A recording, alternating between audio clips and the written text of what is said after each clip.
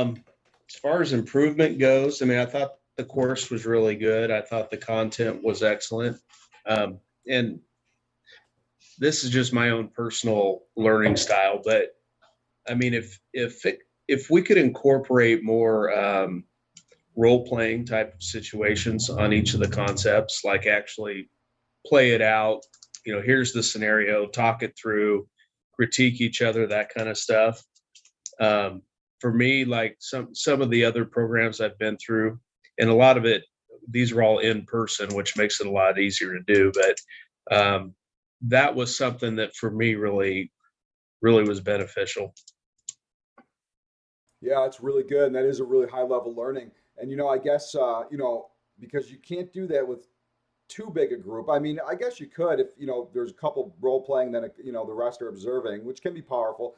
But with Hmm. Zoom, of course, you can do breakout rooms. So maybe if there was like a True. couple facilitators, maybe break into rooms of four or something. Yeah. Yeah, it's Yeah. really good. Appreciate Like that. as an example, like, when you rolled out the monthly meeting concept, um, trying it out on each other, hey, let's and I would say break it up with people that aren't connected. I've got 4 people in there. So having one of our people work with somebody they don't know and try to do a monthly meeting after we've been presented the material, even offline, whatever, I think would be just to kind of, put the practicality to doing it. And then, like I've noticed as I've done each one of these, we've taken it and used it. I've changed it every time the way I'm doing it. Yeah, right. Yeah, and not only that, but not only is that a real high level of learning and practicality, but also you might find you connect with some of the guys a little deeper, and you Sure. might have a valuable future relationship. Yeah. Excellent, Yeah. excellent. I Really think appreciate so. that. It really is actually really good advice. Okay. So yeah, what are 2 or 3 things that you found really valuable or that you really liked about the cohort, about the course? Well, the simpler the better for us. Like if there's some simple concepts that we can implement, that's what's going to work for our team anyway. So I would say the first one is just the concept of the monthly meeting and the structure. We haven't really had a structured way to evaluate performance and goals on a month by month basis. Our the typical thing we would do would be once the reports come out, hey, we're up, we're down, maybe a quick 5-minute discussion and we're done. So this is definitely takes it into more depth. And I think, 80% of it is just doing it. So just having that expectation that we're going to do this, we're committed to it. That's probably the top takeaway I've got. Excellent, excellent. Yeah, really appreciate that. And again, yeah, again, the practicality of it, implementation, like yeah, moving Yeah. from strategy to tactics to execution, actually making it real. Yeah, Yeah. that's good. Anything else? Any another thing Yeah. that comes I to made a mind? couple. I had a couple other notes. I thought that some of the concepts on the coaching piece were good. Um, we find ourselves doing kind of the ride along. Hey, let's ride together without any, you know, specific. We're going to coach it up on this call, this call, and this call. So we have a tendency as managers to take over the reins in the call, and that's something that we discussed in this presentation here that we need to quit doing that. Yeah, that's it's a natural inclination of leaders and managers, right? It is like here, let me help you out here with that. Yeah. Yeah, yeah, that's good. And you had something else too you wanted to share? Oh, I was just looking. The servant leadership piece was interesting. I'd never thought of it that way. Um, that one's got some challenges, I think, for me personally, and not because I'm actually pretty much wired to do that. That's my natural inclination. But the organization I work for, I would say culturally is much different than that. And so for me to manage a team under that philosophy and align it with the policies and procedures that this company requires, would be tough for me to whole hog do it. Yeah, It is tricky. I don't know. Are you familiar with Hershey Blanchard's situational leadership at all? Have you ever? No. Well, just kind of the idea that based on somebody's behavior, no matter what the reason, even if, let's say they had a death in the family, but 2 months later, there's still really problematic behaviors. No matter what the reason, we still have to shift our style. And the idea is that as they behave badly, we sort of we disengage relationally. We become more formal with them until they get their behavior back in line. And, this is a big tangent, but if you think about most individuals on a continuum, where on one end they're neurotic, people are worried and anxious, and they're emotional, and they're worried about what people think about them. And then in the middle, you maybe have the average person, and then on the high end, you've got the narcissistic. They're less worried what people think about them. They're not. They're emotionally resilient, and they're more about them and their own agenda, and they're kind of the center of the world. And the thing is, like with a neurotic, they need like servant leadership. They need love and attention and grace and mercy and emotional connection. Like we're okay. But as you get higher to the narcissistic end, no, they need directness. Man, I told you to do this. You said you were going to do it. You didn't do it. Oh, well, it's because this. No, no, you're giving me excuses again, right?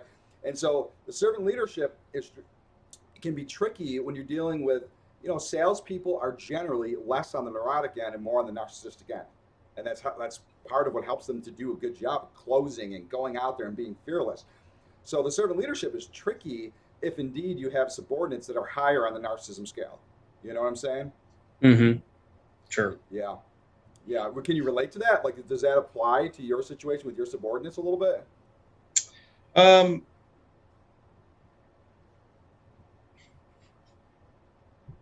I would say I don't know about. I don't get the narcissistic vibe much, but I just let me expand a little bit more on this. So I'm the VP of sales. Okay, so I run the entire sales department, and then the three individuals that were on this program with me would be our regional sales managers. So they have people underneath of them. The looser structure, I would call it, of servant leadership versus what we're currently doing. Like for instance, there's a lot of times where, and after going through this program, I'm like, well, I probably shouldn't be doing this. But if I know that there's an absolute non-starter idea or a non-starter, hey, I want to do this, even though the rest of the company's policy and procedure requires you to do this. There's a lot of times I'll say, no, forget about it, not happening, and kill it right there, and don't don't let it go any further. Mm-hmm. There's more situations in this company like that because philosophically the company wants to run the sales department from, I would say, an HR perspective, exactly like they want to run an office staff. So I need you to log your 1 hour you went to the baseball game, your 30 minutes you were in the dental office, and all of our time off requirements, just like anybody in the office. And it's difficult with remote salespeople to do that, but those kind of things have to happen in order for the rest of it to run smoothly. And so that's a microcosm. The company really believes the outside sales force should function similarly to the office staff. And so I'm kind of the intermediary in between those two things. Yep. And I'm more on the sales side of, hey, whatever, you're working past 5 o'clock a lot. If you need to take an hour at 3 o'clock, do it. But that's not going to fly here. Yep. So anyway, those are just that's maybe doesn't answer your question, but that's a small example. No, it does. And, a couple things. Number one, I don't know how much direct exposure you have with the sales force because of the level you're at in the organization. And sales managers are definitely lower on the narcissism scale, usually, because they need to be to get promoted. And probably many of them, however, probably have subordinates that are a little bit higher on the narcissism scale. So I would agree with that. But yeah, I understand. Like definitely, servant leadership is flexible. It is a flexible, dynamic, bending style of leadership. And when you have systems and structures that are more rigid and detailed and policy driven, right? Your organization doesn't have the agile, flexible ability to allow servant leadership yeah, it makes a lot of sense. I mean, that's what I meant when I said going whole hog on it, because there's certainly aspects of it that we could all, and I think actually my managers are they all practice servant leadership. I mean, they get more fired up about, you know, something going the wrong direction for a salesperson or a customer than they do themselves. And I'm the same way. Yeah. So there's no doubt, like, we're naturally wired that way. It's just we have to play in a little tighter constraints. Yep. Just because of the company culture that we have. Yep. Yeah. Really interesting. Good. Appreciate that. Well, Yeah. in closing, Clay, is there anything else that you want to talk about or you want to pick my brain on? Anything I can do for you? I don't think so. I mean, what are your thoughts? What improvements do you think could be made to the program? Well, boy, I haven't really thought about it, to be honest with you, but you know, based on some previous feedback, that not from this cohort, but you know, it's difficult. You know, the idea that, you know, in a cohort, like the other members could be very valuable, right? Other people in different industries or similar industries that are in the same position as me, like there's shared group wisdom that's greater than the sum of its parts, and we're having a very difficult time, you know, making that synergy. Using the XI platform to create a synergy where there really is collaboration, and we're trying to figure out, you know, what some of that is and what some of that will take. And you know, there might be some practical considerations, like most sales managers tend to be extroverts. At least to some extent, they can handle a lot of stimulus and they like a lot of connection. And so, and the fact that most of them, with rare exception, that come into this program are male. And the truth is that male extroverts don't engage in social media. They pick up the phone and they go see somebody.